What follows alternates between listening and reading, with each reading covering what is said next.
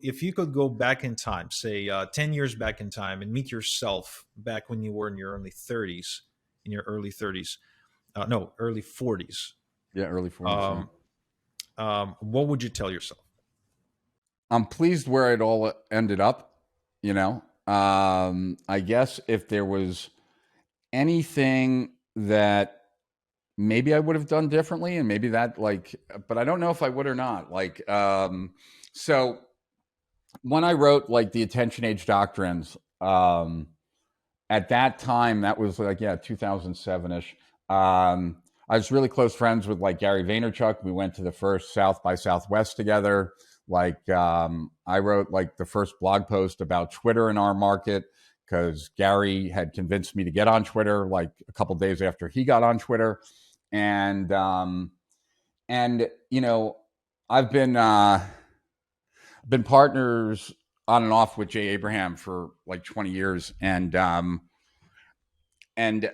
unfortunately, like I've had these two mentors, right?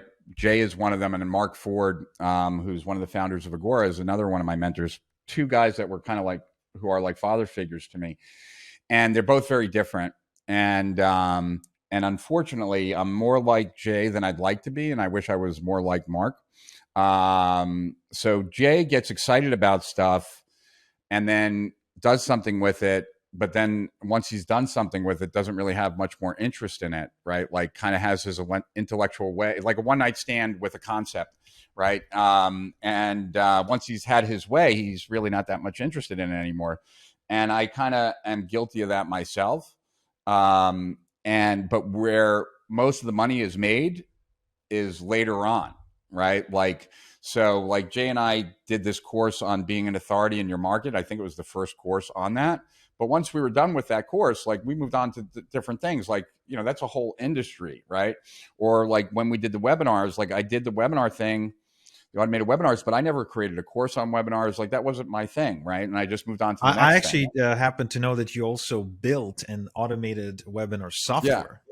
Yeah. Yes. Yeah. So I would say that like, I don't know if my advice would be like find the thing and stick with it, but like, you know, I would say that I'm certainly not personally on the same level as like Tim Ferriss or Gary Vaynerchuk or any of those guys, but I was with them early on. And I wonder if I would have just stuck to one thing, if that was even possible for me, because I don't know if it is, but I would say that, you know, certainly I'm well rounded, but I would say that would be like maybe I should have focused more on Twitter at that moment when Gary was really like talking to me about like, dude, this is going to be huge. You should be on it. Like, you know, I mean, I started an account that day, but like I didn't do much with it, right? And I saw the same thing like with Instagram, or, you know, I've seen this over and over again, but just never applied to like, I'm going to master this. I'm going to be big on this platform, like that kind of thing. And I do think that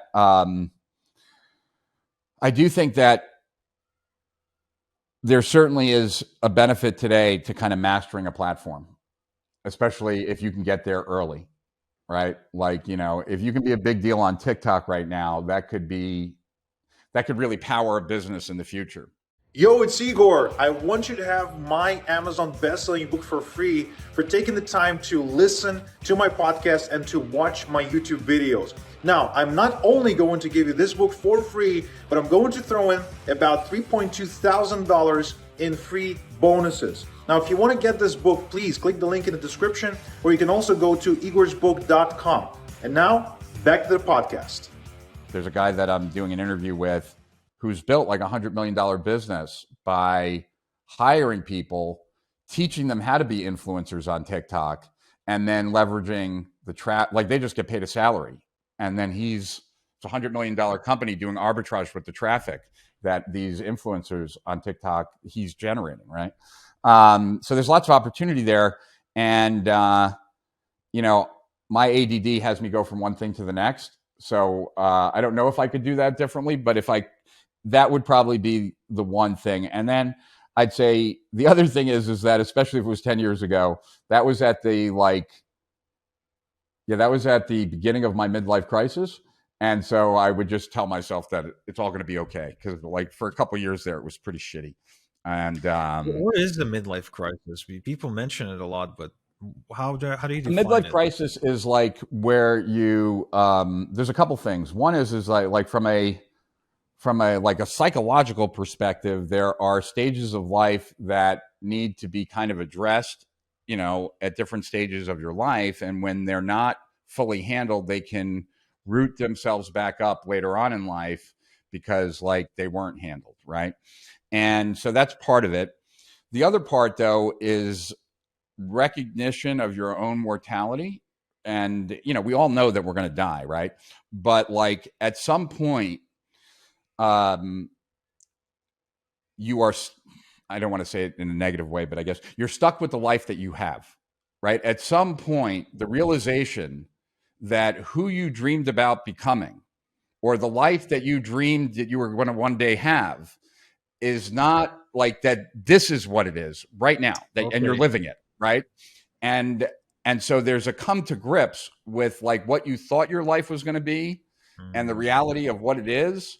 And and and that can be somewhat, is this all there is, right? Is it like, what am I living my life for? Like, am I just here to fill a role, like make sure my kids like get into school, like that my wife is not alone? Like, is that what my life has all come down to? Is this what it is, right? So for me, it was much more that, like, my own mortality, and recognizing that there were things that I thought would make me happy that were not making me happy. And when I looked into the future, like I didn't see anything being different, and I was not happy.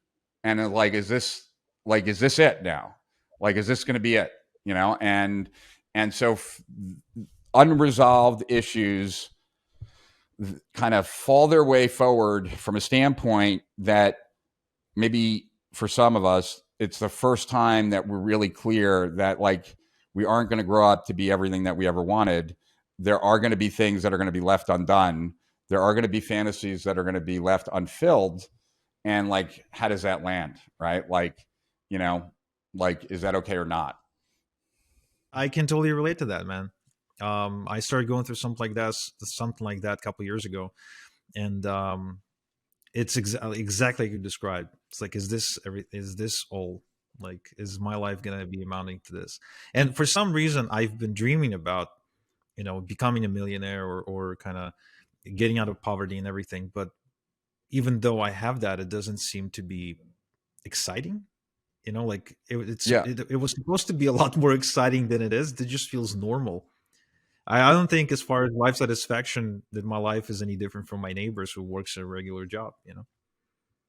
But it could be. And part of it is being clear about like, um, what you have to be grateful for in the life that you currently have, and then what is potentially still possible that you can aspire to, right? And for me, it was retreating. I took a bunch of years off. I spent a lot of time with my kids, right? And because now they're all at college, so like they're not home anymore. And it was, yeah, about like it was a reset, really, of like thinking through like, now what's like, what was important to me, nothing wrong with that, but is it still? And now, based on this, how am I going to live the next 30, 40, whatever years, um, based on what I've learned and who I am today and who I think I might be in the future. you know Well, definitely gives me something to think about tonight. Look, I really appreciate you spending way more than an hour, actually close to an hour and a half, with me. Thrilled. It was a tremendous conversation.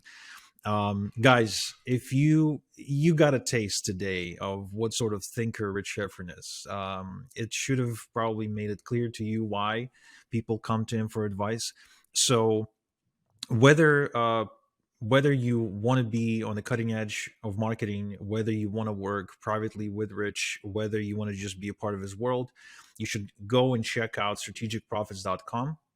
Sign up for Steeler Winners. Check out the trial. I'm sure there's a trial at least 14 to 30 days for sure.